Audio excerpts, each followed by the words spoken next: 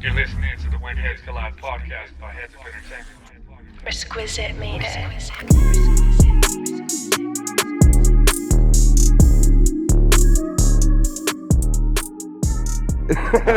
What up, y'all? This is Rage with Headz Up Entertainment. You're listening into the Headz Collide podcast. Today we have on my brother Danny Stange and Matt G. How you doing, guys?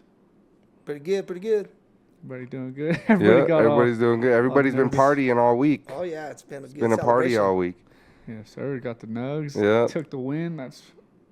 It was a little bittersweet for me because I have an uncle. He was like a father to me, you know, my mom's brother. Mm-hmm. And, man, he was the biggest Nuggets fan. And he was just always like every year, like, gosh, you know. And then he passed away last year. Oh, man. So it was like, you know, it was like bittersweet, you know. It was like never got to see it. He didn't get to see it. But I was like, he was there with us, you know. Mm-hmm. Yeah, maybe I was at the parade. Maybe that's why he won. You know, he like went on the other side of the spirit world. Hey. I was at the parade yesterday. Or the other day. It was pretty packed. It was nice. Yeah. Went off pretty good. Only a couple people got shot. What is going on with what's going on with the state, boy? The police officer got run over by a Oh yeah. truck. Wasn't Jokic and Yeah, Murray they were on the fire truck, and the fire. I guess the cop wasn't paying attention or something. You know, he's like watching the crowd and shit. People were getting too close. He was trying. Yeah, he was like trying to. Yep, and the fire truck just. You know, the firemen did that shit on purpose because cops were always talking shit about him. You know, low key. I bet. You never know. They're like enemies, low key. And he's like, yeah, I got my chance. Got him. No, but yeah, feel sorry for that cop. I mean, Bug him. fuck him. We're champions. He got to. He's got good coverage. He still got pension another. and all that. You got two legs for a reason. What's new with you, brother? How you been? I'm doing excellent, man. I'm doing. This is our weekend of the Chupantla, so the Danza Azteca. They'll be up at La Raza Park on Sunday. They always do a lot of big celebrations. For me, I probably won't be doing the dancing Sunday, but Saturday tonight I do the velación, and that's overnight. What is that? We play the mandolin guitars, and we bring flowers. We set up an altar, and we stay from the sun when the sun goes down, and we wait and we pray and sing all night until the sun comes up in the morning. Can you speak up on the mic a little bit? It's kind of a pull it up towards you. Yeah, right there. Yeah, it's kind of a ceremonial celebration of recognizing the sun passing underneath us. Yeah. So from a perspective of, you know, on the earth plane where we're on the ground, which develops that kind of flat earth theories. Yeah. But, you know, so it's like the sun goes down, so it comes through the underworld and then it pops up again in the morning, you know what I mean? So the story of Quetzalcoatl, Yeah. do you know it? Well, there's a lot of them, and the fact that one of the things that our history does wrong is the translations. You know, Yeah. I've been doing danza for 30 years. I'm born here in Denver. You know, I got that last name Stange from my daddy. Yeah. But I'm Jaramillo from my mom. I grew up Chicano Jaramillo. with Jaramillos. That's Irish, right? Stang?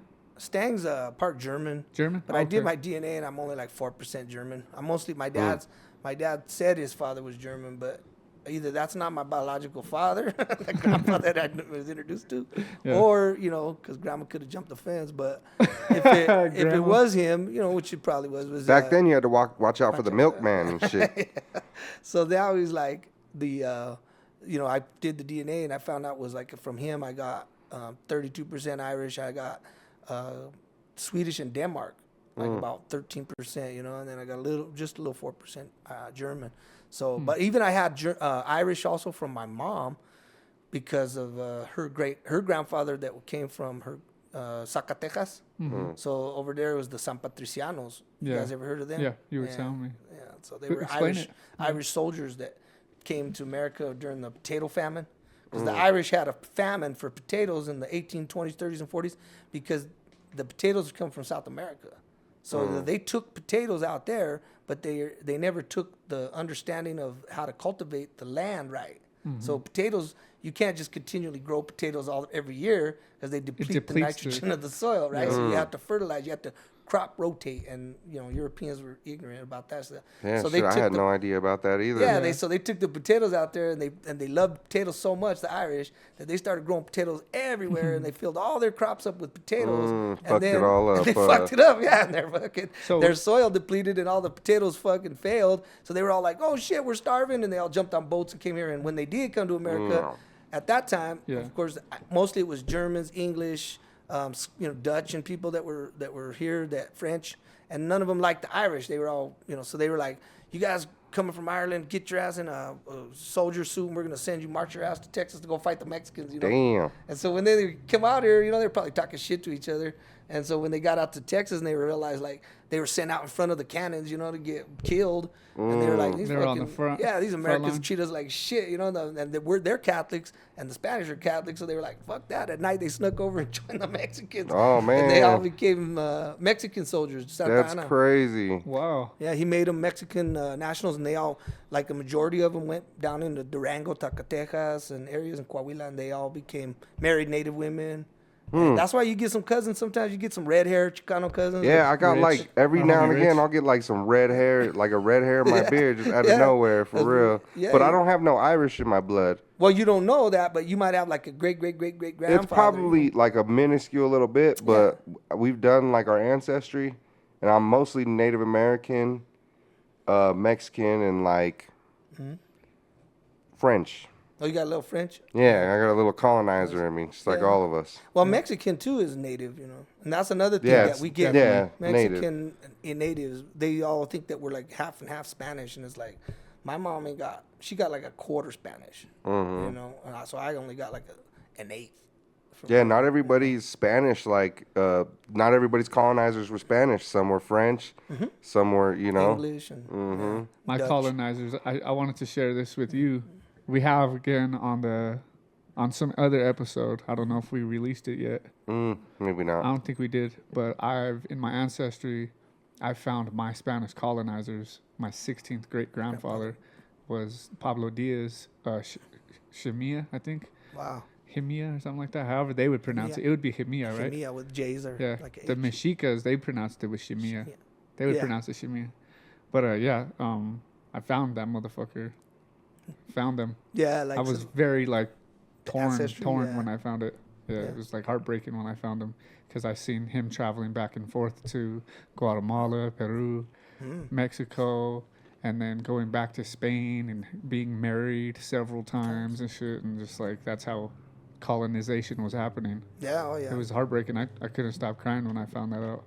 It was pretty gross. But anyway, let's get back to talking about the Quetzalcoatl story. Aren't we in the fifth sun? So there's like all kinds of mythologies, but you got to remember history, his story, right? It's Yeah. mostly documented by white people, so Conquerors. they put their spin on everything. Eurocentrism. Yeah. So to them, Quetzalcoatl, he represented this white. They think he had a beard. They think he was a white person. So like the Mormons, literally, they think that Wasn't it- Quetzalcoatl was Jesus, and that's what in the Mormon church they think that Quetzalcoatl, how they say it, Quetzalcoatl was Jesus reincarnated. What's the correct pronunciation of Quetzalcoatl? Quetzalcoatl. Yeah. Okay. And then the thing is, though, it's not a person. That's the deity. irony. That's the irony, or that's the erroneous translation, the misunderstanding of our culture, is that Quetzal is a bird. Yeah. Right? It's Yeah. not a feather. So to say feathered serpent, Quetzalcoatl is feathered serpent, that's a misinterpretation, mistranslation right there. Whoa. Quetzal is a bird. It is the most beautiful plumaged bird. It's down in Guatemala. It's still there, Central yeah. America. It's a real bird. Yeah, they're almost extinct, but they're coming back now because they protected them. And another thing really weird about the Quetzal bird is it's one of the few birds that you cannot keep it in captivity. Yeah. It'll die. It dies in captivity. If you try to keep it in a cage, it'll die. It will not live in captivity. So the Quetzal bird was saw to be real unique, and the plumage is green, but then when you move it, it's like a peacock feather, iridescent. You can see these golds and reds and blues and all these colors. It's beautiful. So Quetzal, the word, became synonymous with beauty and perfection and hermosa, like really, está Quetzali, bro. And then Coat is a serpent, right? But the serpent represents to us knowledge, because in ancient times, we observed through nature, and we looked at how rattlesnakes, every time they shed their skin, they create another rattle. Yeah. So we were like, whoa, like, check him out. Like, he's keeping track of his time. He's keeping track of his how many rattles he has is how old he is. And it's like, wow, he's smart. Look at what he's doing. He's keeping track of his time. So that gave us the idea, like, we should keep track of time, you know what I mean? And we started to study the stars and look at the movements of the world and look at the universe. And then, so that koa, that serpent, represents the knowledge. Oh, wow. You know, and it also has in this word atl, which is the water, which water always flows to the lowest place, you know what I mean? It's actually the capacity within every individual to find their, you know, to connect their Quetzalcoatl, to have, in a way, too, the way our philosophy is divided into 4 directions.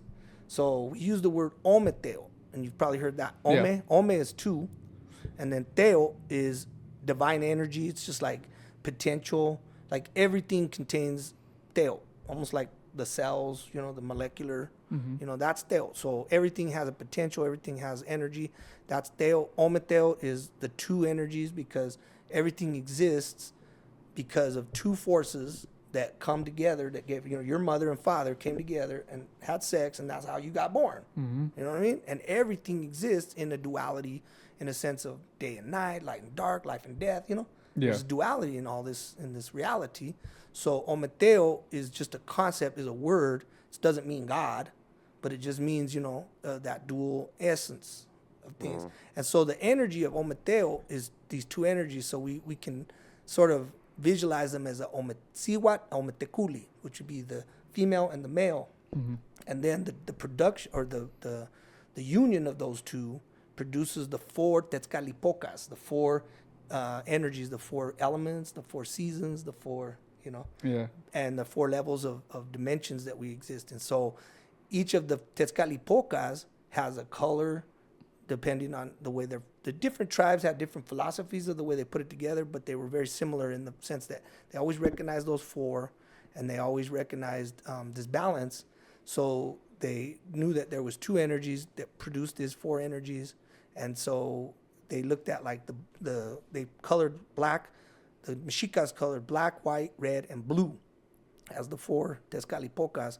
So the black Tezcalipoca, Yayauki, is the one they call, usually just say Tezcalipoca, and he had his foot cut off and all this mythology. Tezcalipoca was a person, right? No, it was a deity. Tezcat means mirror.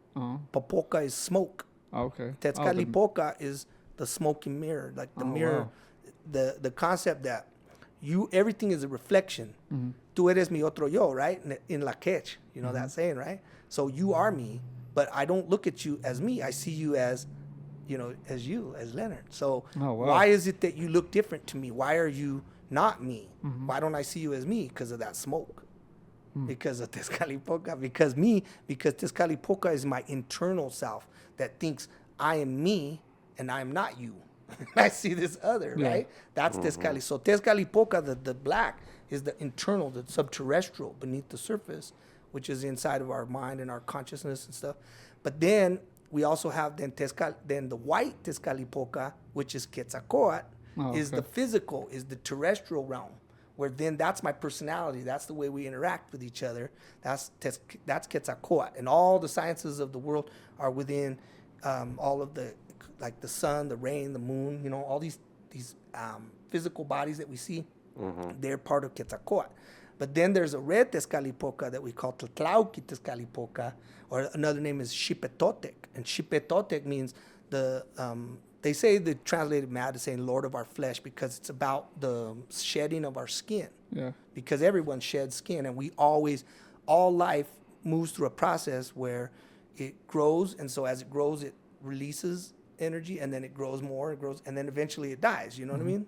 So Xipetotec is related to the west area, where we see the sun setting and the day is ending, and we're releasing. And if you look at the sun, if you watch the sun in the evening, you just get a good sense of like peace. You know, like you reflect on the day and you think about, wow, what a nice day. You know what I mean? Yeah. And you just have that natural feeling of that letting go, and that's part of Tlatlauqui Tezcalipoca. But it's also like the organizing of the way things. It's a feminine energy. Yeah. And then the blue Tezcalipoca,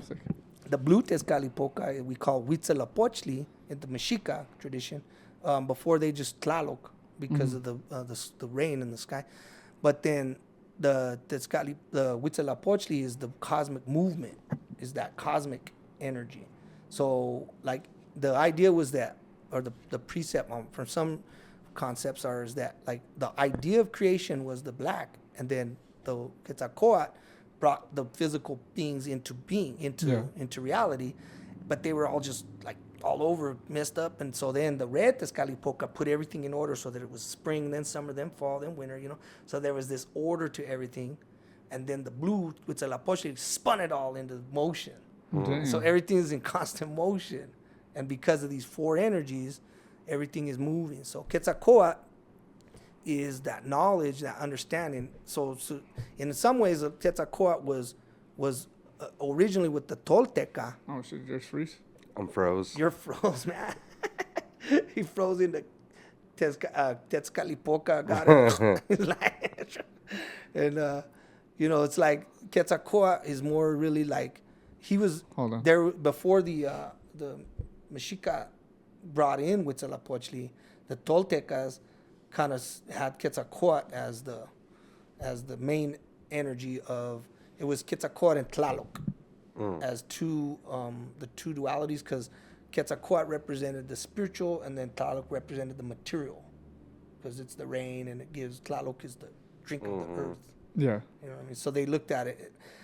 In a way, it's also like that flag of Mexico, right? Is the eagle on the cactus. Mm-hmm. So that eagle represents the sky and the cactus represents the earth. Oh, wow. Father sky, mother earth, Yeah, and so that, in ancient times, I mean, that was when people were looking at the reality, you know what I mean? Yeah. And I think the Europeans did that too. That's why they kind of made the ideology that God is a father, is the spirit, it's the sky, it's the goodness, and then the woman is the earth and is the material and the evil and the cold and they separate the father as God is the father, and then the woman, and then they blame all the sins on the woman, and then, you know what I mean? Yeah, the first sin in the Bible was a woman, right, yeah. Yeah. So they rip it apart. Misogynistic much? Yeah, well, they rip that duality apart. Yeah. And then they create a binary concept, So to them, everything is like black and white, and it's like that's what screws us up. Is socially, we're not. Human beings are not just one or the other. You know what I'm saying? Yeah. You're not just born bad. Yeah. Do we say that?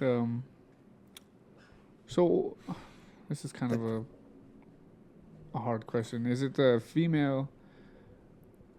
In what culture do we put the female on a higher plateau? You know what I mean? The Amazonians. The Amazonians. Amazon women. Well, but actually, what about in the Nahuatl or the Mexica? Yeah, in our cultures, the women were balanced with the men. In our concepts of creation, there's a book called the Popol Vuh, and it was written in Mayan, but it was using the Roman characters. If you take yourself back 500 years ago, the Europeans are coming here. And, most of them thought, at the beginning, they thought when they were in the Caribbean, they thought they were in Philippines. You know what I mean? Christopher Columbus died thinking that he went around the world. Yeah, I mean, they still call us Indians. Right. So, you're Indian. They're all supposed to be you're Indian. 500 years later. And it's like, no, and then if you read writings from the priests when they were in Mexico, and they realized, oh shit, this is like a whole new continent, new people. Yeah. They called us Mexicans, and there was no country called Mexico. But in the writings, there was this one letter this priest wrote. He's like, these Mexicans, they have a condiment. They put it on everything they eat. It's called chili, and it burns going in and it burns coming out. So these guys must be in league with the devil, because Tenochtitlan was crazy. It was the most advanced city in the world. Yeah, I'm reading about it right now, where they had different marketplaces everywhere, and the chinampas that grew on aquaponics. They grew their food on the water. They had an ebb and flow system throughout the whole country. Yeah. Like everything was on water, right? Mm-hmm. Like homes were on the water. And their city was cool.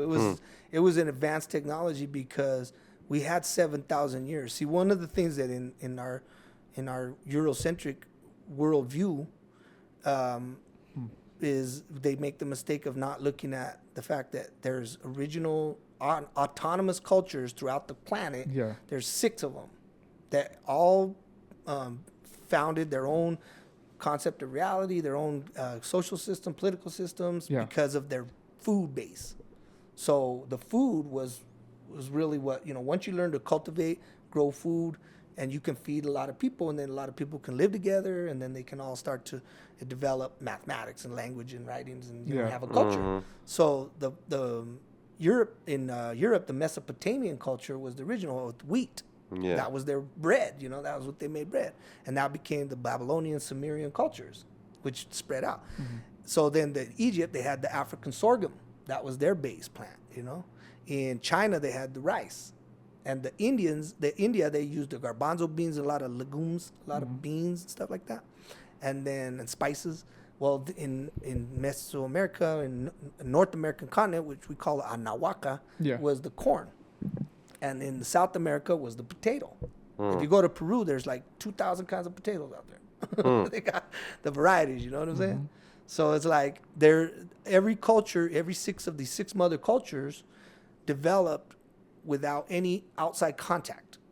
And they developed for a long, long thousands of years before they actually started to really like interact with each other and then share that. And then today it becomes this global market. And we have that Eurocentrism because the culture from Mesopotamia, from Sumerians, they developed this through the Greeks and the Romans. They developed the ideologies where they separated humans from the sacred, because really it was the Greeks that first said that only the human being only man, not women, only man could commune with the Creator, with the with the mystery, with the great God. And so they separated, and what they said was that all the rules of the universe, all the laws of the cosmos are very strict. You can't violate the laws of the universe or life won't exist. Like if you don't water a plant, it dies. That's a law of the universe. And that was where they started. And then that's where the Wetiko virus came from, right? Yeah. And Alexander the Great was one of the first to go out and just like try to conquer all the other countries around him, and create empires and stuff. And so we teach history in our schools of world history is all about these cycles of empires. Yeah. When it's like that's why we're so violent as people, because we think that everything's based on conquering each other, and that's what they try to say about our people. Yeah. That the Indians were just killing each other when we came here. We didn't even advance our weapons. Well, we still use bows and arrows because they were used for hunting. Yeah, but we were also here before the Bering Straits fucking theory. We were here for most likely 20,000, 100,000 years. No, they recently found some like footprints and handprints in ancient, down in Peru that were over 100 and something thousand years, almost 200,000 years. So I'll make sure it didn't freeze again. For 100,000 years in Peru. Yeah, and there's a really good book called Red Earth, White Lies. Okay. That Vine Deloria, he was a Lakota professor, and he pretty much disproved the carbon dating and the Bering Strait theories. Disproved them? Yeah, he disproved them a long time ago, Yeah, that's but bullshit. They're not going to get him to change it because they still want to keep that false narrative. Yeah, because it's what keeps their power. Like the idea, even the idea that Europe is its own continent. Yeah. You know how we're taught that there's 7 continents? Then there's the North American, South American, African, Australia, Asia, the Antarctica, and then there's Europe. But Europe and Asia are one landmass. Yeah. The Eurasian continent is one continent. It's not. Yeah, they have everything so fucked up. Even the myth that the Olmecs were African influenced. Oh yeah, that's getting big now because of the big heads and the big noses and that and the thing. But really, when you think about, if you understand our philosophy of the native philosophy, the reason that they had those big heads is because they're trying to show the emphasis on the babies. Yeah. A baby, when it's born, has a fucking huge head. Right? Its head is like bigger than what its body proportionate, So as the baby grows, then the head doesn't grow as much. You know what I mean? So the body grows and then the head fits us, right? Yeah. So that's what they're talking about, is they're showing the big heads, because they're talking about the importance is our children, our babies. You know, what are we doing this? What are we trying to create a society for? What are we creating a culture? Yeah. It's to teach our children. It's to show our youth so that they have a good life, that they have, health, and they have medicines, and they have understanding of the universe, and they have a place. Weren't the Olmecs the first? So One of the first? Olmeca, the word itself is a Nahuatl word, right? So the Nahuatl is, and that's like I said earlier, the language is the key to understanding. Yeah. So if you don't understand the language, you don't understand the concepts. Olin is movement. And that's the very center of the Aztec calendar. Yeah. Where there's the face, and then there's these four squares. Well, there's the Olin symbol, the movement symbol. So everything is in constant motion. And the macate is a rope that we use those ropes for measuring. Like you can take a rope and measure the distance. And you can also tie knots in the rope, and you can put the count. You can make numbers with knots. Yeah. They had a way of system of counting using the ropes. So they used the mecate for counting and measuring. So the Olmecas were the ones who measured and counted the movements of the universe, of all of the mechanism of the cosmos, bro. Yeah. That's the meaning of the word Olmeca. Veracruz is where they find the big heads, you know what I mean? But I don't just really agree with anything anthropologists say. They'll be like, oh, the Olmeca culture was in this one area, but Mexico is the navel of the continent, you know what I mean? But there's actually a lot of older Chaco Canyon. Chaco Canyon was a very old ancient site where there's a lot of evidence of their measuring.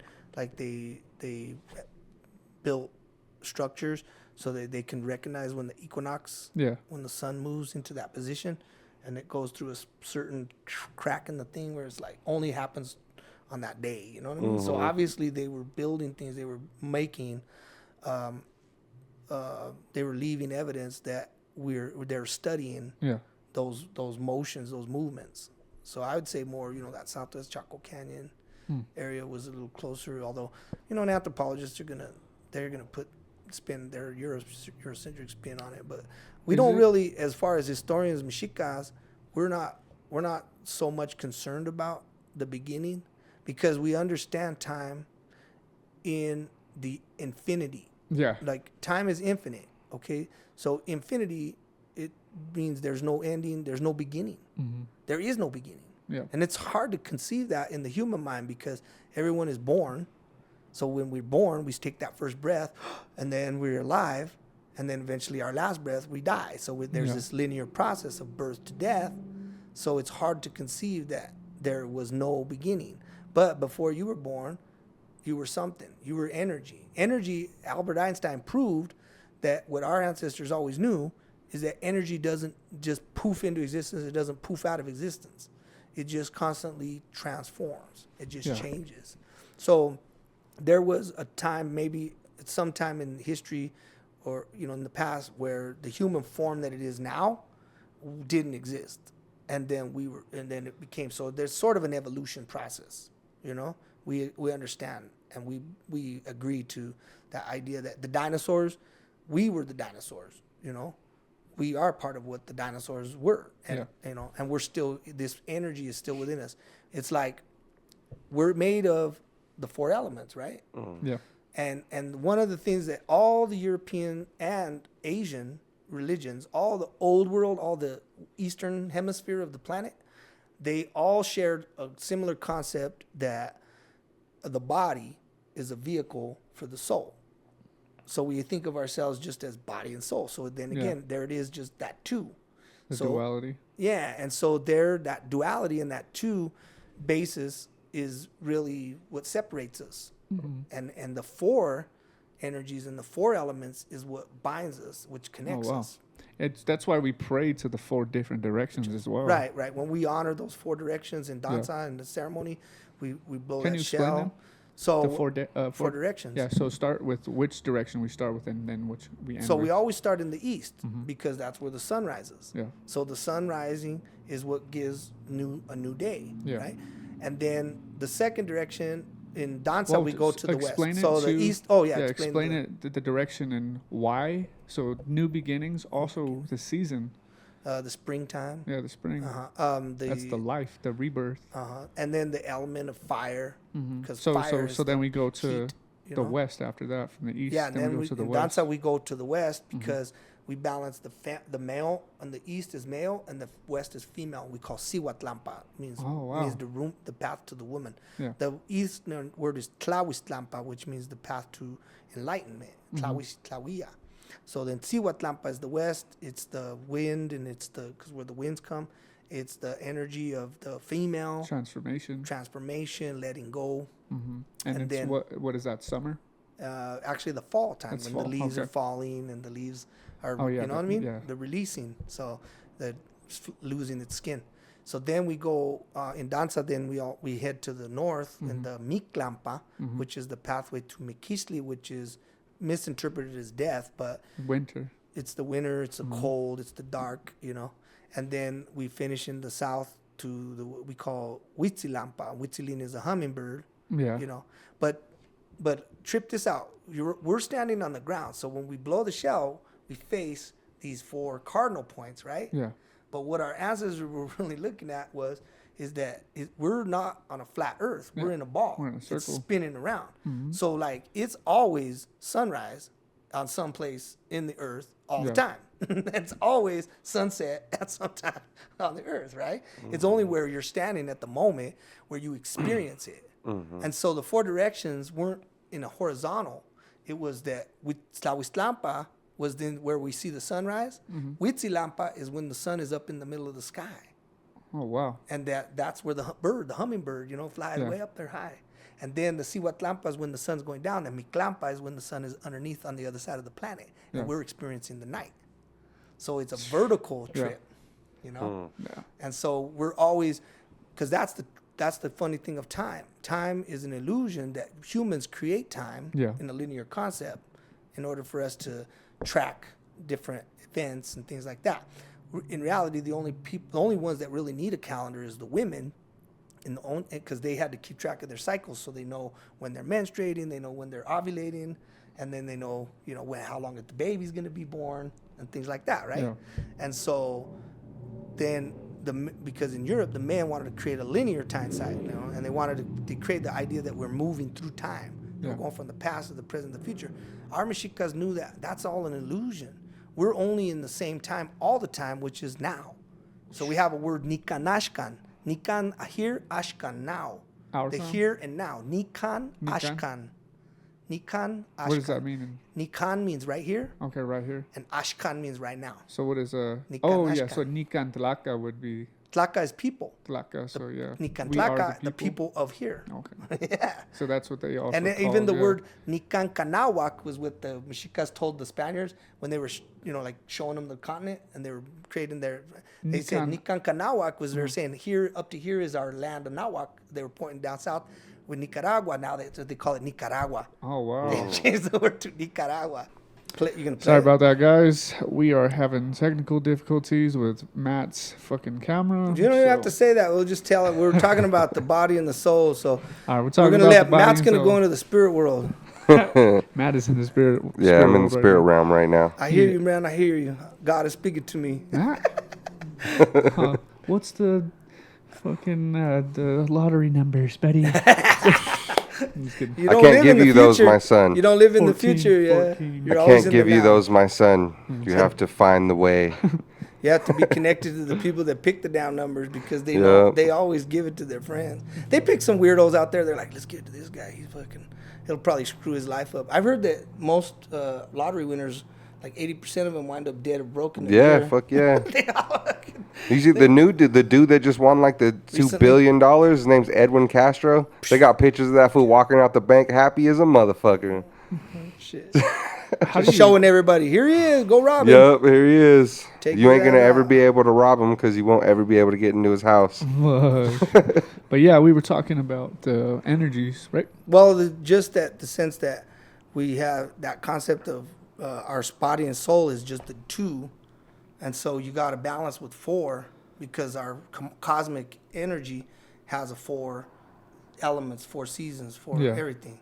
So observation of nature is what teaches us. And our ancestors observed that when a woman and a man, Olmecs, get conceived, right? Yeah.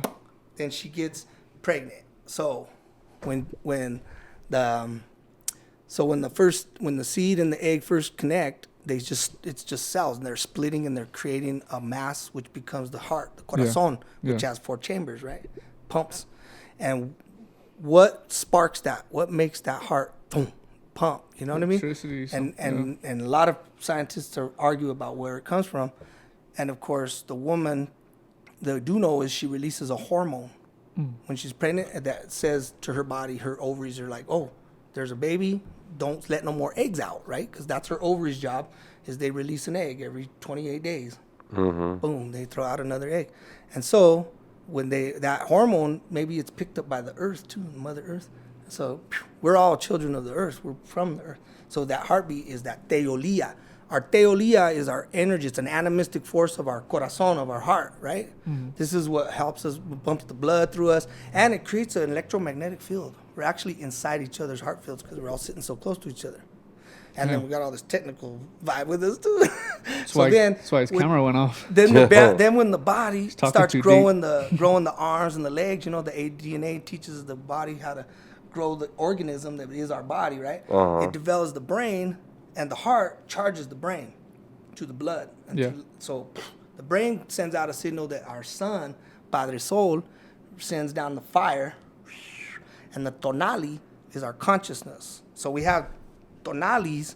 In the Aztec days, they've saved the copies of the books. They saved 9 of the books. They were burned, millions and millions and millions of them. But, you know, and anyways, but they were like, the tonalis is our conscious mind. So the day you're born, there's a tonali, you know, that you get. Yeah. And so they plant that and then when the baby is turned around, because it's in its 3rd trimester now, you know, so it's ready to come out, and it turns itself around. The tonali's even dreaming, and then the Nahuatl, which the Mayans say they spin around the moon. There's 20 Nahuatls. They're similar to these. There's 7 different ones though. There's 13 the same and 7. Show the book. This is the Codex Borgia. Yeah. Show the camera right here. Yep. And so. And what is that? That's one of our ancient books from Mexico. It's about our time calendar systems. What is it called? The Codex? Codex Borgia. But don't throw me off. Sorry. The heart is the teolia, the tonali is the conscious mind, and on our tailbone we have a spinal cord. The bones are what helped us develop our mathematics, and so then the tailbone is the sacrum. That's where the origin of the word sacred. And there's 5 bones that when we're born they're loose, but when we learn to walk they get hard. And then it's sacrum bone that is connected to it comes the Nahuatl, which is water from the moon. The moon influences the water. So we have that water energy. That's our Nahuatl. It's our otro yo. It's like, it's the part of me it's like the part of Matt that went into the spirit world. and then when we come out, the mama, because when the baby, when the Nahuatl hits the sacrum bone, the baby drops, and the water comes out of the woman's uterus. Yeah. And then the baby's ready to come out. And then when he comes out, the breath, ihio, is the spirit of the Holy Spirit, you could say. You know, like it's the all spirit thing. Everything is the collective consciousness that we're all part of the Holy Spirit. It goes into us. We breathe. Are you breathing the air, or is the spirit breathing you? From the Mayan perspective, they would tell you that the spirit is breathing you. Yeah. That air, you know, and that's the most essential. You can only live without your breath for 10 minutes. And the second most essential is the rest, because if you don't sleep within the day, you know, you don't reset that day. You don't sleep, you don't rest. 2-3 days, you fuck your brain up, man. You fuck your whole energy up. That's what. And then, you know, the third is then water. You can go about a week without water before you die of thirst. And then food is the 4th essential. Everything always has to be done in 4s, bro. That's natural. That's the earth. You know what I'm saying? So we have those 4 animistic forces. They all come together in the moment when we finally get that breath. Well, the breath is everybody anyway. So in our mother, each one born at their segment at their time, even though there's probably multiple people being born at one time, you know? Every 6 seconds average. Yeah. You know, people are born. People are dying. Yeah. And so it's like when that moment you're born, those energies come together. They were there before. So when you die, they release. They go back to their source. But we're still just part of it, you know? So we were here before. That's what we were talking about, the dinosaurs. We were the dinosaurs, you know? Because we're just part of what this whole earth is. And we are sort of, in essence, trying to become the best of what we can make of this world. Our main purpose is to create art and to produce emotions, too, to experience life. So do we believe in reincarnation then? Reincarnate. Take the word. Carne. Reincarnate. Go back into the flesh. Reincarnate. When you have children, that is your essence going back into that flesh. You are the reincarnation of your parents. But from that's why we have genealogies, because you're the reincarnation of your mom and your dad, who are reincarnations of their moms and dads forever, you know what I mean? Yeah. So that's reincarnation. But see, then when we think about the soul, like that's just our body and soul, we're separated. Then we get this ego that thinks, oh, I'm the soul, I'm going to be forever. What do you mean? You are forever, but you're not. Who are you? Yeah. You know what I mean? Like, you think you're like, so is the center of the world, is the whole world evolved around you? Is this whole reality just a dream, and you're just the only one here, you know? And everybody else is just and everybody else is just a there's some people that believe that they are everybody. Like, and we are everybody. Like you are everybody. Like, we have collective consciousness. Tesla. Yeah, collective consciousness. Yeah, like that's the spirit. Tesla talked about that we're all connected Tesla. Nikola Tesla. Tesla. That we're all connected. So I've had like this epiphany realization in the middle of a fucking DMX concert. I'm like so fucked up and so high. Part of everything. Yeah, that your Nahuatl is on at the time. And so I'm like, that's what it is. Like sitting there, I'm so fucking high, and I'm thinking like, damn, like everybody here, there's just me, but in a different life, different experiences, but we have the same soul.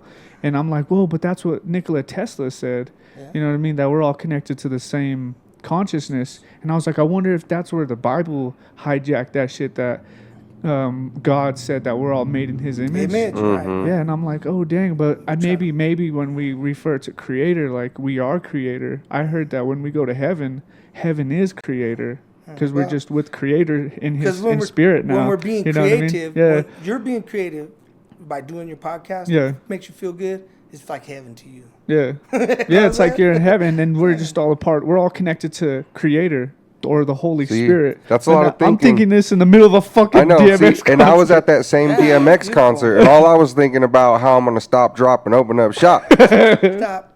Open up. And then we threw a dude into the street. We didn't. You did. But anyway, I was having that. I basically threw myself into the street that night. Pretty much, that's we crazy. have to have all those experiences, and then we have all those energies to help us move through them. You know. But that's the one of the things about our cultures, and you guys, asked me to come down because we're talking about that. Is like we have such a lens because of the society of how we think about stuff. So that ego and that like me. I had an uncle that tried to tell me that. He goes, all ants are thinking me. And I believed it as a little kid at first. But then later on, I looked at ants and watch how ants live. And like ants are they're such a beautiful social, they show us the social structures. They actually have their own agriculture and everything. You know what I'm saying? And so if you trip on ants, man, that's how society, that's how we should govern. There's a new need for we think democracy is the greatest governance. And we've been living in a democracy that's all killing each other. We all hate each other. Bees are like that too. Divided. Bees, ants, they have queens. Yeah, the female. They put that female energy. But we don't want to put a female. The men are afraid of putting a female on top here because they've had a man on top for so long as seeing God as a man. You know obviously, it's not fucking working. Yeah. But or is it working for who it's supposed to work for? It's supposed to work for. But that pendulum swings. Yeah. If you go to the other extreme, then you're just going to end up kind of chaotic too. You know what I mean? We're going to be in the same state we're in. So finding the four directions, because we've used that. Our democracy was stolen from the Iroquois the concept of the senators. You had every clan had a 2 eldermen, that's our senators, and then you had younger men's council that was representative of how many people in your clan.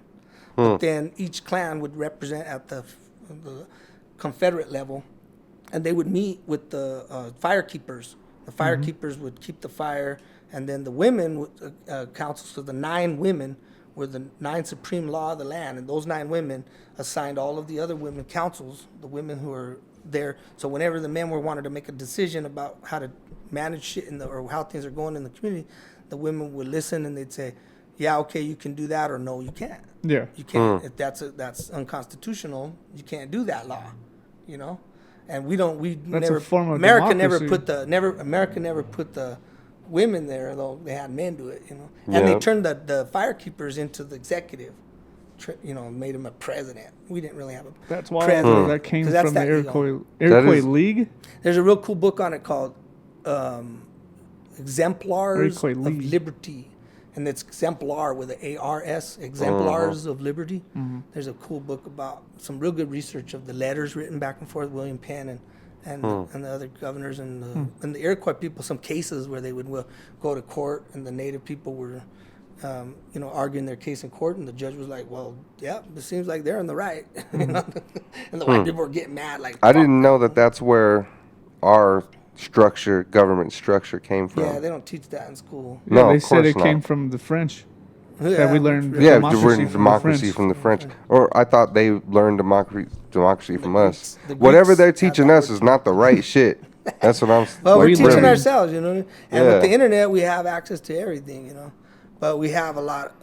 Finding which one is, you know, the correct one. I mean, that's sometimes a personal choice. Yeah, I know. Yeah. People, you know, how should I force my beliefs on you, if you know, so it works for me doesn't mean it's gonna work for you either. It's confirmation People- bias. Yeah, it's exactly what it is when they look up shit. They Confirmation look it bias, up like that. with their bias. They look at their Yeah. answer while they're They Googling only it. agree with the articles and the things that they read that they agree They agree with, with, and that's fact to them. Yeah. Yeah. So, That's, well, that's that. If we're in a simulation, you know, what's real? And I'm- that's what when some people went to the spirit world, like my brother Matt did now, they're like, then they come back and go, "Hey, I saw what was there. I know what's real because I saw on the other side." And then they can fuck with people, you know, and they become charlatans. Running and the streets, fucking with the living. priests, you know what I mean? fucking with the living, yeah. The priests are over there like, "Yeah, I know." So they send me the children. That's what you know. Oh my you know what I God. mean? So they, you know what I mean? You just get your Can we- energy can Um, definitely dies up. the Mayans, Dies they us up. They're still strongest, man. You know the Mayans, they survived longer. There was these 2 Spaniards that wrecked on the one like 3rd or 4th voyage of Columbus's voyages, where he never actually came to the Yucatan, but he was at the islands, and a storm, and then one of the ships, these 2 guys that survived, one was named Geronimo Guerrero, or no, Geronimo Aguilar, and the other guy was Gonzalo Guerrero. And so Gonzalo was like worked on the ships, and then the Geronimo was sort of a soldier, you know, priest in his mind too. So the 2 of them lived 20 years with the Mayans, like were Merido, Quintana Roo, the Yucatan. And then when Cortez's ship came, Geronimo was like, "Hey, I want to go with him." You know, he went on. He became the translator so that Cortez could even talk to the woman, Malinche, so that she could talk to the Aztecs, you know? So it was like 4 levels of interpretation. It's all fucked up. That's why they don't understand none of our shit. Yeah. And it's like, the Gonzalo dude, though, he stayed. He was like, "I'm staying with the Mayans, man. Because he married this woman, you know? His first interaction with the people he learned about him, he was like, they're fucking cool. And this beautiful woman he fell in love with. And then when he was like, "Oh, I'll show you guys how to fight these dudes," you know what I'm saying? So he died he in wasn't battle. trying to go back to He wasn't Spain. gonna go back to Spain. He was like, "You're my people now," you know what I mean?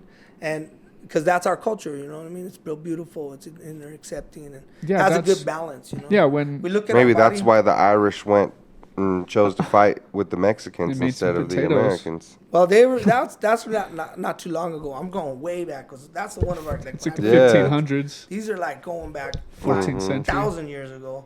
And the way they were looking at the nature of things. Remember how I talked about the 4 energies? Yeah. Well, look at our body. There's 4 limbs that have 5 digits, right? So that's our counting system. So when we create a mathematical system, the mathematical is the language universal, right? Mathematics. So the mathematical structure that we utilize and become acquainted to is really a lot of our reality becomes, even the technology we have. Yeah. Our technology could probably expand 100 times more if we brought back the Mexica mathematics. And they based it in the human body. So they had Se Omi Je Nawi. Those are the those are the root. Se Omi Je Nawi, because the root of 4, right? That's our coccyx, our tailbone. The 4 little coccyx is the very tailbone. Yeah, and then coccyx 5 bone. is the sacrum. So the maquili, they call 5, or chiquili. Then 6 is chiquase, chicome, chique, chiknawi. So you're getting like 5, 1, 5, 2, And maklakli is a word for the both hands for 10. Maklakli, iwan, and makliwan se, maklakliwan ome, maklakliwan ye, maklakliwan nawi. Then 15 is kashtoli. And then kashtoli wan se, kashtoli wan ome, kashtoli wan ye, kashtoli wan nawi. And then 20 is sam puali, se, the 1. So se, omi, ye, nawi, remember? So se is 1. But through the Nahuatl language, it also means everything together into one. Se, like ilwi is day, yawali is night. But se meilwi is the whole 24 hours. Anahuac is the continent, but Sem Anahuac is the world because it's all the continents. Oh, damn. Check it out. So Se, everything together into one. Ome, 2, duality. Ome comes from omet, which is bones, which gives us structure and form. It's our bones. We are omet. We have two arms, 2 legs, 2 everything. And so the ye is the next word. Ye is then the sangre from Yesli. Yeah. Yesli is the sangre. Señalisli is family, because Señalisli, all your bloodline. This is all Nahuatl. There's a Nahuatl language. Yeah, this was their language that was developed over thousands of years of all the concepts from the Olmecs to the Tolmecas to the Toltecas. Are you able to carry a conversation? In No. Nahuatl? But there are people there's millions yeah. of, and my friend David, he lives in Boulder. He talks fluently. There's most indigenous language are spoken in Mexico. Yeah, there's a throughout lot the whole of world. Yeah. I believe. Sorry, I said Mexico has the strongest amount of native speakers. Yeah, is the way to say it. Yeah. They have a large population of native speakers, and it's increasing. They're teaching the languages a lot more. We need to start doing it more here. Our Tzitzita, the Cheyenne people, the Hinoodio, I think I said that wrong, the Arapahoes, but so then the fourth number is Nawi. The word Nawi is from Nakawi. So Naka is flesh. Nakawi means incarnate. Yeah. Carne. Not reincarnate, but to put into flesh. Yeah. So the 4 numbers, the root is about understanding how the human being itself, because we're the one that wants to use math, is rooted, is one individual entity made of many, many things, all put together into one. Our 4 energies, our body, our mind, our soul, our spirit, and our feelings, our soul. And then we have bones that give us a structure and a form. And just like everything in life is structured in a ome. But then our blood, Yesli, is the energy that moves everything around, right? And that's what allows us to think and move our body. And our body all moves through the digits, through the articulations, through the joints. Yeah. And then we're wrapped in flesh, Nakawi. So that is Se Omi Je Nawi. That's the base. You have a system of numbers that's based with 4. And then it goes up to 20. When it goes to 20, it says Sam Puali. Sam Puali. Puali is the word of count or read, like the verb to read or to count is Puali. So Sam Puali is the whole count. As the human being has 20, so like in some native language, they might say, O Kwali Mo Puali. It's like, how's your 20? Or good to your 20. It's like that they're saying, like, goodness to you. Like we say, hey, I hope you're doing good, man. How do they say it again? Kwale mo puali. Kwale mo puali. Yeah, kwali is good. So, and mo, yours. So kwale I only mo know how to puali. say thank you in Tlatzo Nahuatl. kamati. Tlatzo. Kamati. And tlatzo is from heart, from love. Tlatzotla. Tlatzotla. And Oh, then wow. Tlatzo kamati from my mouth. So tlatzo kamati, I give love from my mouth. What about if I people just appreciate say tlatzo? Tlatzotla is love, tlatzo. What I've heard. Tlazoteo. You heard that one? Yeah. okay. They have all the energies, They're Yeah. talking about the sacred energy of love. But then what the Christians did is they said Tlazoteo was the lust and carnal. She was the forgiver and the keeper of the sicknesses of sins of sex and things like that, Okay. Yeah, like really twisted it up, man. They twisted everything up. Yeah. But when we get back into we see our own count, the human count, we got to be in nature with ourselves, all right? With the world. If we're not, then everything seems really confusing. It's chaotic. Well, the 20 fingers are the movements we have. So there's the 20 days. And then we have 13 major articulations: the wrist, the elbow, the shoulder, the ankle, the knee, the hip, 3, 6, 9, 10, 11, 12. And then your head and neck is 13. So 7 up above, 6 down below, and you got the show. You know what I mean? And that's where you connect 13 and 20, multiply them, 260 days. 260 days is the gestation period of the human being. Why do we say that a dog is 7 years to 1? I don't know why. Yeah, I don't know. Because they're pregnant for like less than 2 months. 2, 4, 6, 8, 10, 12, right? In a year, 12-month period, they've had like 6, 7 cycles. Yeah. So it's like they're 7 to 1. Oh, damn. Everything Yeah, carries that its makes own time. Yeah. Every trees can go thousands of years, Rocks can go millions of years, right? So everything has its own time. Yeah. And the human has its time. Our time cycles, We're talking about time. I would like to hear more about the importance of how the Mayans came up with the concept of zero. Well, zero, the symbol is just your hand, your fist. It's like an oval shape, and it has 3 lines down the middle. That's what zero is. But it's also the conch shell.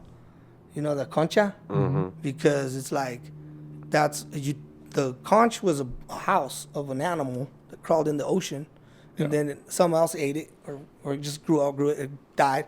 So then the shell got thrown up under the beach. People found it, and then it was it's empty now.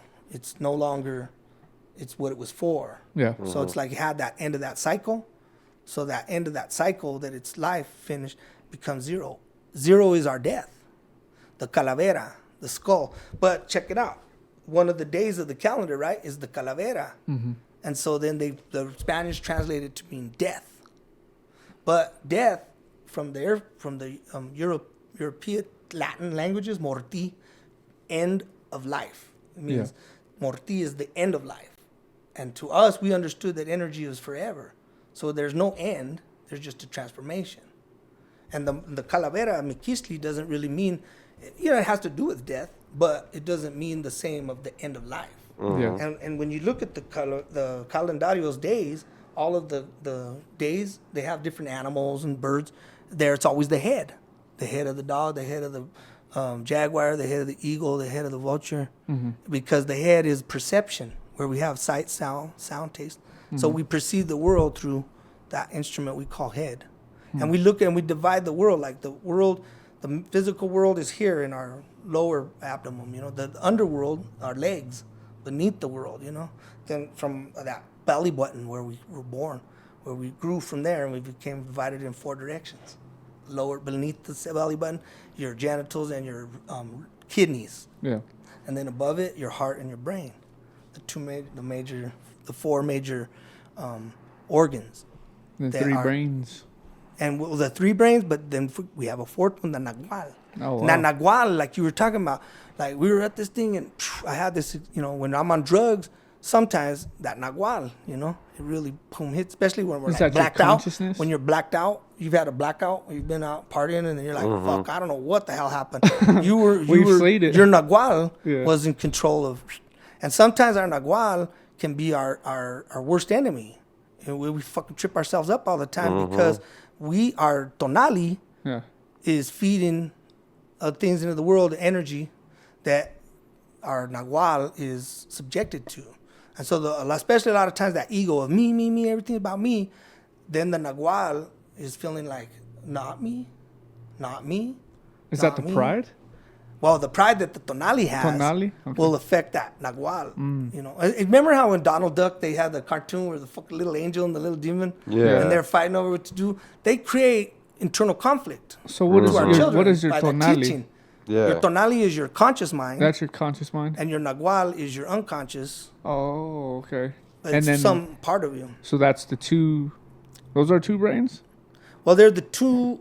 They're two of them. They're two of the four. We say if you want to call them brains, you know, Yeah. Your brain, your heart heart brain and your stomach. gut brain, and then your nagual, your unknowable brain. Oh wow. Think about knowledge in four senses, right? Yeah. There's what you know, there's what you don't know, there's what you can find out, but then there's what you can never know. There's just things you can never fucking know, man. We're thinking that you're gonna know everything, man. That's the problem with people and their fucking egos, right? I know. They're like, I'm gonna find out.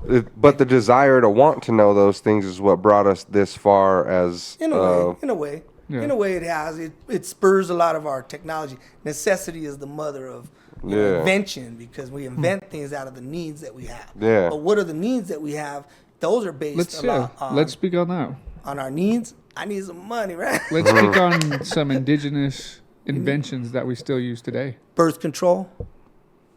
Birth control, because they knew through the stories that it was the hormone that was releasing in the woman to let the body know not to release eggs. So they isolated the hormone, and then they give it to the woman. That's how she has birth control pill. Brain surgery. brain surgery too? Well, I've heard some stuff about that, like how they found skulls with like holes that had holes been drilled, repaired. drilled, or And the healing on it. Oh, Must be there do you for a have while. any other indigenous concepts or what? What did I just say? we were talking about inventions Yeah, that we still indigenous use inventions, today. yeah. Aqueduct systems, the chinampas, the hydroponics, Yeah. the games. How about sports, man? Oh, Yeah, didn't- Pokatok. We were the how, ones- how do you pronounce it? Pokatok? Oh, the game you Where they mean? hit it off their hip? Yeah, with the hip. Yeah. The How do you pronounce that? my I, brain. I always thought it was Pokatok. Pokatok. That sounds cool. That sounds funny. That might be a Mayan word too. That's what I've always know, heard that game was called. I forgot the word now. That's what I did know. What you're talking about, pelota, but that's kind of Spanish out. Pelota. Pelota means ball, and it comes from that. I think there's a lot of Mexican words that Chicano words, that don't mean what the Spanish, like the word chingar. Yeah. They say in Spain they think it means get drunk, because Mexicans say vamos a la chingada. Let's go get fucked up. But chingar doesn't mean drunk. It doesn't mean getting drunk, It means it has all kinds of meaning. In fact, where did the word come from, chingar, is a mystery to some people. But there was a book, Octavio Paz was an author in Mexico in 85. He got the literary Nobel stuff. Yeah. And his poetry is beautiful. So he wrote a book about Chicanos Napachucos back in the 60s. And he was writing about them. And he was saying they spoke a lot like the Chilangos down in Mexico, real fast. The Pachucos talk like that. Yeah, they have their own way of talking. And they sing when they talk, because their language, our language sings. Now what? Cuacuale, mopuale, chiscuale, cucumala, no me manches, way. So it's like, then during his thing, he was talking about the root of the word chingar, he thought would be shinachli, was a seed. And the seed, I thought about it when I was reading that, it was like when the Spaniards were here and they were having, making orphan babies with the women, they kill them, and the babies or the women get raped and stuff. Yeah. And they have these children and some of them, the women, they didn't want them, like a woman might have her husband and a few kids, and she gets raped by the Spaniard, and then the baby comes out all wet and she's like, get rid of him, man. I wants to go back with my husband, Yeah. That was a trauma I don't want to even remember. It's the story Every of time La I see this Llorona. kid, I'm going to fucking think about that cabron, So, That's the story of La Llorona.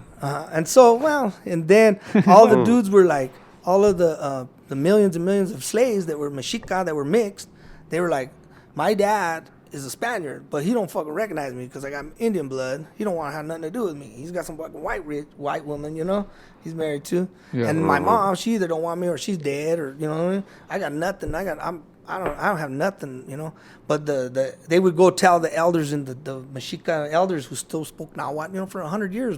Nahuatl was still the majority of the language. Spanish was barely coming in, And they were telling them, like, you're the son of the chinachli, of the seed of the both sides of the world. Mestizo.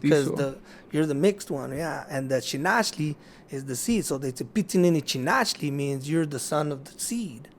And they were like, chinada, man. Yo no tengo nada. I don't got shit. You know what I mean? No tengo nada. So I'm fucked up. And so it became hijo de la chingada. Whoa. And they were also learning the religion that blame it on the woman, like you talked about in the beginning. Yeah. So they were like, somos hijos de la chingada. You know, because means like our mom, because there was a woman, Malinche, she helped Cortez. She was a fucking chingada madre. She fucked us over. So I don't think we can't blame her though. Well, you know, but they did at the time probably, and they were like, somos hijos de la They did chingada. blame her, Yeah, you know, so then they created that mythology of it. That's where like you said, the Llorona. Llorona. Because there's other versions of Llorona where she wasn't really trying to kill her kids. She was dying. She was crying for the children. There was even a myth that she was a voice in the city before the Spaniards even showed up. Oh, wow. 10 years before Cortez came, Well, the Moctezuma was hearing this woman's crying, and he was freaking out. You know, it was He should have fucking listened, asshole. Well, he actually did. He wanted to send all the soldiers to the Yucatan to kill him, but the other priests were like, "Let him. You gotta let him come." You know, like if it was Jesus returning, is what they try to make it seem like. You know, Yeah. So like we had to let him come, and they had a ball game, the pelota that you talked about. That was our instrument of conflict resolution. Yeah. The conflict resolution among our people in the continent was always, if there was a decision that we didn't want to fight about it, we'll play a game. And the players will try their hardest to win the game, you know? Yeah. And the ones who wins, that you get the decision. So the They guys would even say that even the winners or the losers, get they would sacrificed. sacrifice. Yeah, everything is sacrificed with those fuckers, man. They're stupid. The Aztecs were throwing fucking beheaded. Their beheaded enemies down the fucking, or their sacrifices down the steps and shit. Yeah. That's well, not if they true. make all that shit up, you know what I mean? It's justification for the genocide, but then also, it's just a misinterpretation of our reality. Well, we know we were like they always say, you know, we were the princes, we were the people, the Mexica princes, the Aztec warriors, you know. But our warrior sense was an understanding of the internal ego, you know, that part of our tonali that's always trying to think it's running the show, and it doesn't have a good balance with its nahuatl. You can't be in conflict with yourself. Everybody talks to themselves all the time. If you don't talk to yourself, there's something wrong with you. And there's nothing wrong with you if you answer. You know, I talk to myself, ask myself a question, and I have the answer. Oh, right on. That's even better, you know? That's me talking to the creator. You know, to our own nahuatl. Yeah. And so that's our creator. That's our could be our creative power too. Yeah. We have that good balance. Then we're able to produce into the world some amazing work of art. Yeah. A danza, a podcast. It's a piece of art, right? Yeah. Our people are major artists, and this whole construct that has been given to us now is just, it takes away our creativity. Well, it turns value, and everything is a dollar. So what it does is it devalues it, because it marks it with. When I was in jail in Mexico, I was singing the guitar, and you know, I'd get a lot of people. We're in prison, man. Everybody's sad, you know. And they're like, "Hey, this guy sings pretty good." You know, they're like having fun. And then some dude would always take his hat off and start to ask for money, and I'd stop, and I'd be like, "You can't charge money for my music, man, because then you devalue it. Because the music is just the energy for us to not feel so bad that we're in this fucked up situation. He would get we money. Can't control it. I'm just gonna sit." Well, he would try to get money, you know, like Off of you? off of other prisoners, of the other people, because people that are you? watching. Or He'd be like, "We'll split it, dude." Get the fuck out You know, of here. come on, I'll get the money. We'll split it. I'm like, I'm not charging for the money, because then you take away the value of it. It's only valuable because you guys, we feel it. You know, it's so good. I even had a guy one time. I was up on the top. There was this like balcony thing, and I was doing Chuck Berry and singing like that. You know, so I had just kind of like fired up in the middle of the night, and like a couple days later, this guy see me and he goes, "Man, that you were started singing that night?" Yeah, that was me. He goes, "I was standing down below. We were in the hallway, and these two guys were ready to kill each other. They fucking had their knives out, and they were fighting over this little bit of money over drugs or something." Yeah. He's like, they were both like just ready to fucking stab each other, and all of a sudden you started going, "Da, da, da, da, da." They were like, fucking just laughed. And you intervened? And Or what? I didn't even know. You know, I was standing up in another place. That was a far away. divine intervention right there by It creativity. was being my nahuatl and me saying to myself, "Hey, I'm in this fucking shithole. I'm not gonna fucking sit here and be like, oh, everything's fucked up. I want to get high. I want to get fucking bad." Pity party. Yeah, I'm gonna be fucking like hey, let's have a good time. Let's do what we're here to do. How long were you there? And in fact, I even got in a documentary.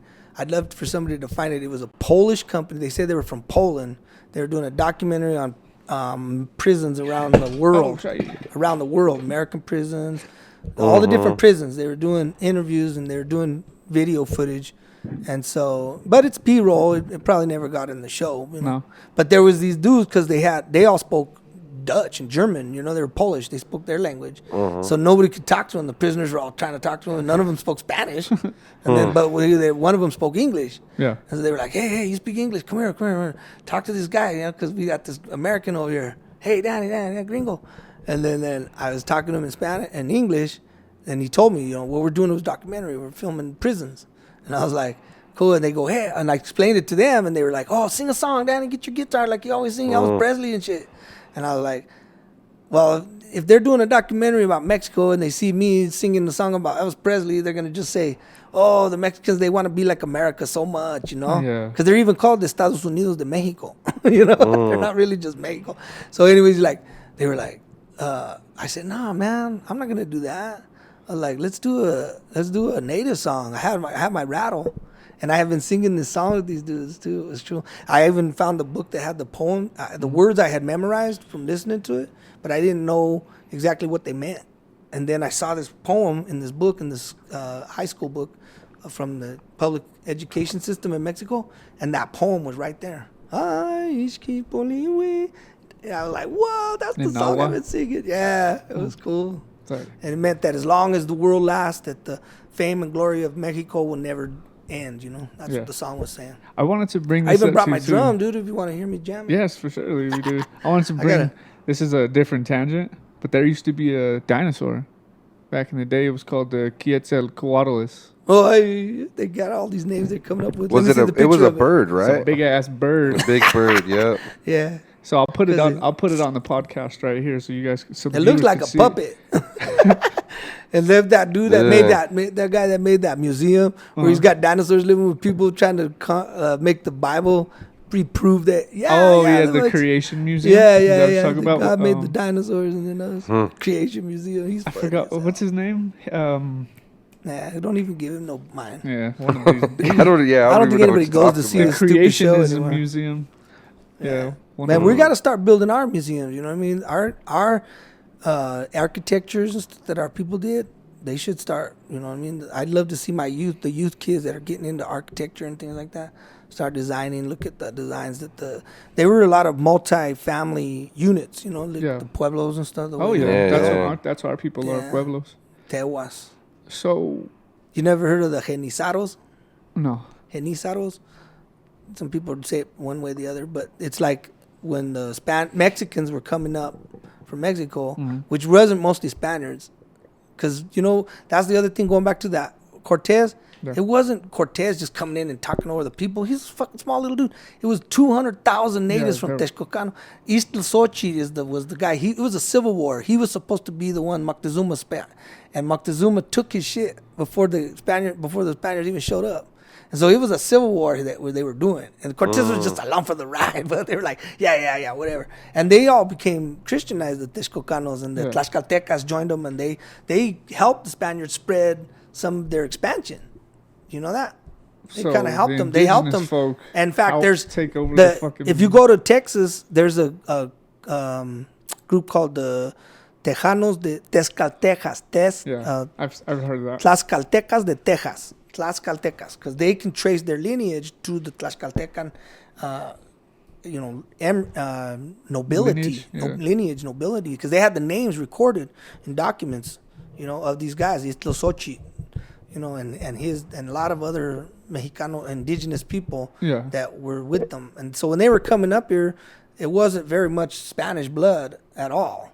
You know, but it was just the Spanish colonization. It was the way to live like that, you know. And the Pueblos and the Tehuas, they didn't even have armies, so they weren't gonna fight people. They were like, okay, whatever. So you guys make us your fucking slaves. We're working anyways. You're just gonna steal all our fucking food. Okay, fucking here comes the grasshoppers, to the ants. And the Bug Life movie, you're just gonna take our food, whatever. But then a lot of the Comanche, the people, Navajo. Apache. Yeah, Dene is what their real language. Yeah. Apache and Navajo have the very same culture too, same language and all that. So then they were always fighting with them, and then they got them to like separate they got them to conflict more with the natives. They would only give the Comanches black powder and guns and explosive things that they can really fight with if they gave them a baby, and they would give them Indian babies. They would steal each other's babies, so then they would all fucking start fighting more with each other, right? And they would steal the babies from each other, and then they would give the women, the rich families, when they have their daughter married, they give her an Indian baby so that she can keep this baby, so kind of keep her busy, because Native women, they want to run the show, because that's our culture, that women are equal to men. They are the administrators. They're not servants. They administer. The women administer and the men executes. That's a good marriage. When a woman is organizing, she knows how to administer the needs of the family, and her husband does it, and they work together. That's a good marriage. I've been married 27 years, so. Does it work My like wife's that gonna in see yours? this though, and she's gonna probably slap me, but it's been 25 years, not 27. Does it work like that in your marriage? Yeah, that's why I say she's gonna slap me. Some days it does. Some days. So Yeah. we gotta like going back to that way our people were teaching was a bit better. You had me. I was kind of got you off topic because you were asking me another question, but I brought in the Henisados, because they were like. Well, we were talking about seeing our people creating a museum. Oh yeah, and the Henisados are actually working on a film. They're trying to make a film on just what the history of that, of knowing that they were selling Indian babies up till 1950. In the 20th century, they were selling Indian babies to the church. What do you think that fucking Supreme Court that just happened, right? They were still trying to get authority to steal more Indian babies, man. They're trying to eliminate the number of our people because they figure once the native people are so overpower us, then we're not going to have any choice about how this fucking world is ran. When was this and where was this? In the Supreme Court, like 2 days ago. They had a fucking decision. The Supreme Court was had a case where these ladies in Texas, 3 women, and the state of Texas itself said, we think that these white people should be able to adopt these native kids. They want to have an Indian baby in their home, and they deserve to have it. And you're just being racist by making it only Indians can have their own babies. It's called the Indian Child Welfare Act. It was made back in the 70s. Indian Child Welfare Act? It was made back in 78 to try to stop the genocide, So they went to the Supreme Court, and just a few days ago they said, the Supreme Court upheld it. So they said, no, these white ladies ain't going to take more Indian babies. So that was the good news. Of course, So you're talking about like... Of course, a day later, this young native girl that was an activist, she got run over by a white supremacist, just coincidentally, on the Crow Indian reservation. So you're talking family about native babies that are orphans? Or are they trying to adopt native babies who have... Well, parents? most of the time, they're the babies of the natives that get in adoption. Three times more for native populations than other cultures. The police always come up with some reason to take the child welfare services. Oh, there was an argument. There was a domestic violence call. And they'll just take the babies from these parents. And it's like, yeah, they had a little fuck up, but they still love their kids. They're there for their kids. They want to be there for their kids, and they're trying to be there for their kids, and they still take them away.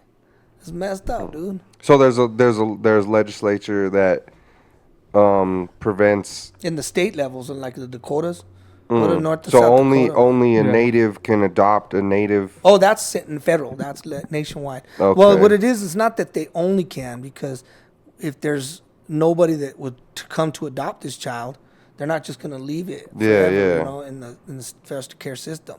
But they allow a native the preference, the first one to come, and what I mean. So if a native person comes to adopt this child, then it has to go with the native family before it can go with anybody else's. So It's crazy that they actually have to have a law for that. Yeah, well, that's because they've been trying to stamp out the native, identity.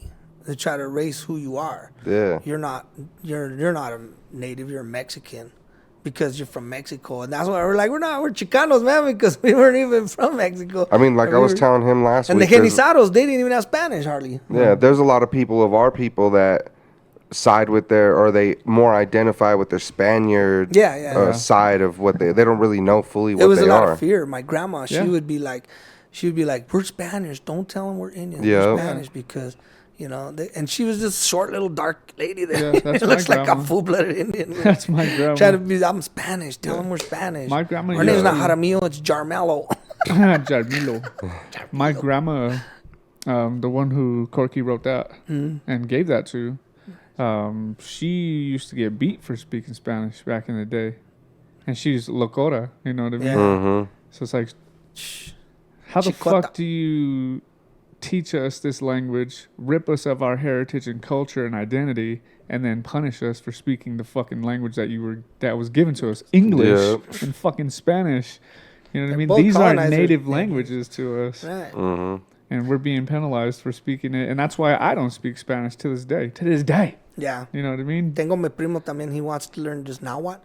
But my teacher told him, Cuauhtémoc said, look, if you don't learn the Spanish, then it's going to be harder to translate the Nahuatl because of the emotional. Yeah. When you translate a word, it has a feeling that goes with it. Like when it's like, a toda madre just means all to the mother. Yeah. But in Mexico, toda madre is all my mother's love, like unconditional, like all the way, fucking the best thing in the world. The whole purpose of my existence, the whole, toda madre is fucking badass.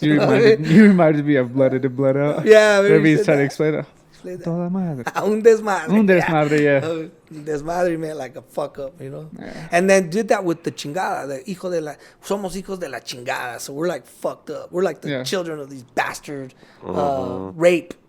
And what a negative way to even have your own self-image, We need to get rid of that. Like, that's why I brought you up that story about Gonzalo Guerrero. Mm-hmm. The first mestizos weren't made out of the rape. This dude landed in there with the Mayans, and his lineage and his children ran in, and they were made from love. Portion of them, or a great portion of them, were from the murder and rape. But if you just happen to come from, what was his name? Gonzalo Guerrero. Yeah, if you come from him, then you have beautiful love line. And Guerrero's that warrior. So then if you want to look at ourselves as warriors, you know what I mean? That's what our ancestors thought of themselves, a warrior of the spirit, Yeah. Because when you're a warrior of love and you have that balance within yourself, you realize that, you don't have to fight with anybody. When somebody's mad at you, it's probably because of something they got going on with themselves. Yeah, they're mad at themselves first. Yeah, and we're a reflection. Yeah. That's our Tetzcatlipoca. Tetzcat is a mirror, right? Popoca, the smoke. Yeah. So why can't I see through that smoke? And the Popoca, who makes the smoke? You yourself. Because of your words are like, you have like a friction. Your voice, friction makes fire, right? The nodes in your voice are bouncing. That's causing the vibration that your tongue manipulates into a language. Porque estoy hablando del idioma que tú entiendes. If I speak a language you don't understand, then so that language is that Yucatan, because you're only gonna have so much transference of information. Yeah. The way I'm trying to explain something, the way it comes across through my language, that's why we need that body talk. We need the inflections. We need the expressions. When you're just in the spirit world, like, man, nobody understands what the fuck you're talking about because they we can't still see. Feel you, Matt. We still feel you. Let me hear you. Oh, he's laughing now. We miss you, buddy. You're coming back. I can feel it. Yeah. And then that's when you come down from your trip, that's when you feel a lot better to be able to integrate yourself with everyone else around you. Because that's what we're here to do, is collaborate. We're all one member of a cell, the organ of the planet. Tonantzin Tlali Tierra, the earth is alive. She's a living being. She's a sister and brother to all the other planets around too, in the solar system. And as a living organism, we are like her piojos. Then we're an organ. Yeah. that can be in, like, you have a stomach and a lung. You know, we're maybe like the liver cleansing the motions. We're supposed to make beautiful art, and look at how wonderful our ancestors in Nahuatl and in Tihuantinsuyo, the South American continent, it was so beautiful that when the white people came, they're like, fucking paradise, man. This is heaven on earth, man. Yeah, and it's all for us. There's no other fucking place. Look what we discovered, Yeah, guys. no, I shit. know. Chiculeros. You know that hummingbirds don't exist on the other side of the world? I found that Oh, out. really? I want to get Flip one me. I didn't know tattooed that either. for my mom. Yeah, Hummingbirds are unique to our, and that was that Yeah. Mexica. they carry our prayers. The Mexica brought the Huitzilopochtli to place over, you know, like in the philosophy, kind of overstepped Quetzalcoatl. And Huitzilopochtli became even more important than Quetzalcoatl, you know. And so, but it's really still just about the manifestations, you know, that we bring in. Because Huitzilopochtli had a lot to do with the willpower. Which is So the it was- hummingbird, right? Yeah, and which might have been also why Mexicas and the Tenochtitlan, they started to create some animosity with the other Tolteca, the other people around them. The And Toltec. that's why when Cortez showed up, they were ready to have a fucking civil war anyway. You know what I mean? Because Yeah. dude, I'm man, reading this book. It's called 1492 or 1491. They won, yeah. Yeah, 1491, and it's going over all of the that. Asians too. Yeah. Yeah. We had a real cool one called Educadores del Mundo, Mm-hmm. Educators of the World. That dude in Mexico, I read it. I read it a bunch of times. And they blacklisted it. The government took it. The church yeah, I took his bet. book because he was talking about the Mayans taking the knowledge up on a boat 6,000, 7,000 years ago, going up the Persian Gulf, and then taking that knowledge that started the Sumerian, that was written into the Sumerian tablets and all that Yeah. stuff, and say all their trips really comes from us. We're the oldest culture. We're the original ones. We're the ones that taught them. We're the Atlanteans, you know. Atlantis will Aztlan. rise again. There's a podcast That's us that I- rising yeah. again. We are Aztlan. We are Atlantis. That's what Chicanismo looks at Aztlan for, you know. Yeah. As that mythical, that power center, that. There's another powerful podcast that I listen to, and it's Atlantis or something like that. Mhm, It's yeah. it's powerful. I'm gonna show you. Shout out to them. But I know. yeah. Well, I'll play that song before I go because it's almost 1:00, Okay. and then that way Yeah. we can. So yeah, the we reason. can Yeah, work go ahead that. and grab it, and I'll talk while you're getting ready. But the reason why we have brother on here is he's one of a part of the organization that he is in is Sisters of Color, and everybody in there, whether it be I'm all spacing on names right now. Adrena, and what's her mom? Belém. What's her? Valeria, Valeria, and what's the mom's name again? Belinda, Belinda, yeah. founder. The founder of Sisters of Color. Sorry, I'm having a brain fart right now, but I We appreciate. got 4 employees. Yeah. And then Belinda was the founder of the center. Yeah, speak up on the mic a little bit. Yeah, so I appreciate you, and there's not a lot of folks that are like you within our community. There's a lot. We have a lot of gatekeepers in our community. People that don't want to share their knowledge. Yeah, we've run across a lot of them, and they don't want to share the knowledge with the younger generation. But And- sometimes it's because they don't. How deep do they know it? And then how can you express it? Yeah, Sometimes well, it's just a little- you and run they're into starting that to all come up. in all over over. all different paths of life, but in this one, we appreciate you and Yeah, I we feel like love you, there's brother. not enough time to Yeah. really get into all of it, to be honest When with I you. started working for Sisters, I wasn't working. I just went there to teach them a class. Yeah. And they said 2 hours on Monday night. And I was like, 2 hours in English, 2 hours in Spanish. I go, but there's not just one class. It's every week. And they were like, all right. So every week, after 10 weeks, they were like, are you done yet? Or what? Like, you Like, want a no, job? there's not enough time in the world and to. he's still there. Yeah. Are you done yet, Daddy? 15 years. We'll go. They're getting ready to kick me out now. Yeah. So we'll go ahead and Let's let go. him do his thing. Quisque quamani semanawa, quisque quamani semanawa, aishi poliwi, initeo initauka, aishi poliwi, initeo initauka, aishi poliwi, initeo initauka, initeo initauka, in Mexico Tenochtitlan, hey ana, hey, aishi poliwi, initeo initauka, aishi poliwi.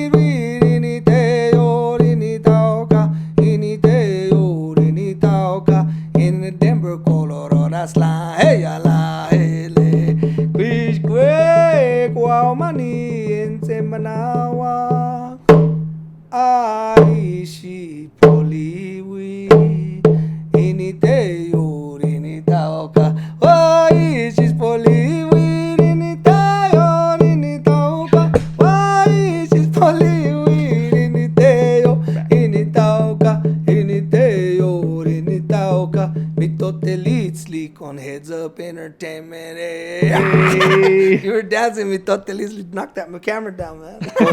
Yeah. It was Matt from the spiritual. I hope that Spirit came world. out good on the recording. Yeah, it came Yes, out good, yeah. brother. That'll kind of sound pretty clean. Yeah, we appreciate you, brother. Do you have any shout outs that you want to give? Shout out to or- Grupo Tlaloc. They're Chupantla this weekend. If you're going to La Raza Park, hope you had a good time and be safe. Hope we don't get too much rain. Yeah. But it should be Tlaloc is nice. the rain, you know. So Yeah, it should be nice. I'm sure on he'll Sunday. give him a little patch of sunlight to Do dance in. you have any projects or anything you want to? Just changing education, bro. Yeah. That's it. You know, trying to bring this knowledge more in our school. Okay. You know, that's my goal, and let our kids change the way that even they approach education. Learn about ourselves. Learn about our body. Yeah. Learn about the little ones can learn to balance their nahuatl and their tonal, even while they're but that way when they get into the puberty, that's where the schools have problems because the kids get in their puberty. And they don't want to listen to these fucking teachers sit in the No. classroom and fucking Yeah. lecture to and shit. That's later in college, you know what I mean? You get interested in it later, but it's like they need to be out there, doing activities and working with the land and growing the gardens, plant the seeds, bro. When you plant a seed, you're putting your intention to connect with your ancestors there in the earth. And then you plant the seed in your own yard, and then the ancestors come back to you to give you your response through the fruit or the vegetable and it produces. Then when you take that in, you connect to complete the cycle. But if you have machines, you're eating all the food from the fucking industrial farms, or from some guy who's picking the food but he's being abused. Yeah. You know what I mean? You're like all that negative energy. All that intention. Yeah, it gets into that food, man, and it's making us sick. Yeah, I believe that everything is Get you intention. connected. That's why you don't just take your And I think, sage or medicine. and just the from 1%ers, whoever they're controlling all it. Everybody thinks they are, but in a way, I think they're like don't know what the fuck they're doing half the time. They're just on autopilot. But they're also like they would benefit from just going back to the earth and just working on the land. You know what I mean? They need to do some mushrooms. We don't need to free the land. We don't need to take over the land. We just need to free the land. And to free the land, you have to free the people. Because the people are the ones who think they own the land. Yeah. And Powerful. it was like when they were kids, they told us the Indians were so dumb, they sold the whole colony, Massachusetts Bay colony territory for one bag of beads. Yeah. And it's like, no, from the native perspective, these dumbass white people were like, you want to buy this land? What, with this? Okay, give me your offering so I won't kill you and let you live here. But I want to see you put that land in your boat and take off with it. When you buy some, you take it and it belongs to you. So you're going to take the land. Go ahead. Yeah, right. You ain't going nowhere. You just bought your servitude to this land. Because now you're going to work the land. You're going to be buried in this land. Yeah. You don't own the fucking land. The land owns you. In those early days, the natives backed away from them in Virginia. Hell yeah. They were like, fuck you guys, you know what I mean? They were starving in those times. Well, and they were too. digging up their dead and fucking eating them. Yeah. You know that the Indian, holding his hand up, how? Yeah. That was because we were mostly like, when white people would get close, we're like, hey, Hey, back up. back up, man. Don't get too close to me. You guys Yucatan. Yucatan. Also, they in should name that podcast. Tenochtitlan, they were following the whites with incense. Yeah, Remember to that? make them smell. Or they had flowers. Oh, yeah, They yeah, put yeah. flowers on their Because things, they They'd be like, stunk. man, these So motherfuckers bad. stink, Yeah, man. they stunk, and the colonizers were dead. So dirty, they think man. we're gods. Well, They're and lighting then incense for us. It's like, no, you actually fucking stink. dude. You need a That's bath. wild. Yeah. But I appreciate you, brother. I love Thank you you guys, for coming in. Yeah. You're I could always hang out. I yeah. could come back Thanks anytime. for sharing. Yeah, you can come back You're anytime, always share more welcome to knowledge. Come back. You need to come back from the spirit world, man. Yeah, You're waiting I'll on be me to, back. We'll get Matt up on there again. I'll be back. Yeah, we Well, love you, you can brother. mix it up that way where he Oh, comes how back at the can end. how can our people get a hold of you? Oh, don't. I don't want anybody to get hold of me. Yeah, no. I got too much shit on my plate. People watching your podcast, they be like, Right on. Thank you guys. You guys have a good one.